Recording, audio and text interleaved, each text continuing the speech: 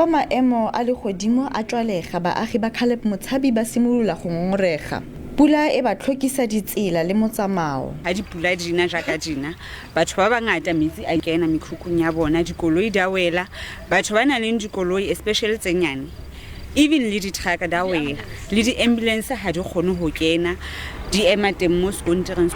And le ka hare ka moo ke mathata fela pula dina so ha re kgone ho kena, even the visitors ha re kgone ho kena ka zone ya rona because metsi a phalla wohle mona. Masepala wa Mangaung wa re o malala laotswe. Engwe ya dintho tse re reng ba di etse ko re mo teng metsi a kollang hangata ba leke hore ba nke dintho tsa bona tsa bohlokwa ba di be mo ba ka kgonang teng hore di be safe.